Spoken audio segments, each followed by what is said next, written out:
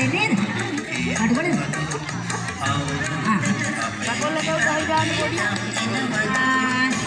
වාසනා මුට්ටිය ගැඩීමේ තරඟේ මම හිතනවා මේ ක්‍රියාත්මක වෙනවා. තාම හරියට වාසනාව හොයාගන්න බැරි වෙලා තියෙනවා.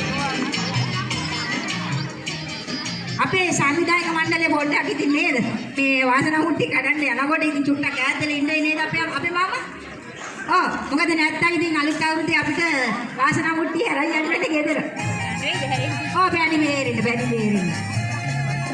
මම හිතනවා මෙතන අර පොඩ්ඩක් නේද මේ යන්න එහෙම ටිකක් අපහසුතාවය තියෙනවා. හරියට මේකයි මම හිතනවා මේ තාම හොයාගන්න බැරි වුණා.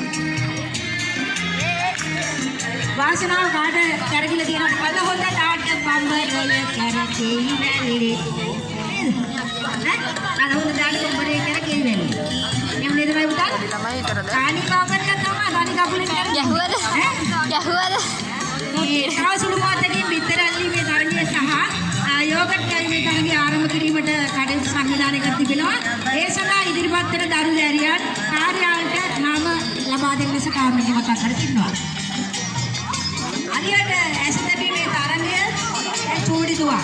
අපි බලන්නේ චූඩි දුවා කවුරුත් කියලා නැද්ද නේද?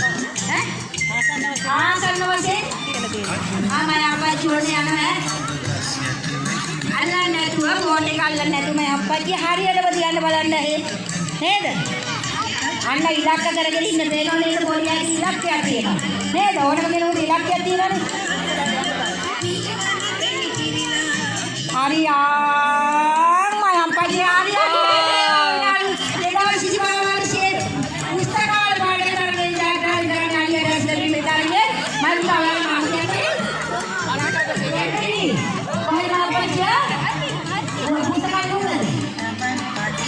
Ini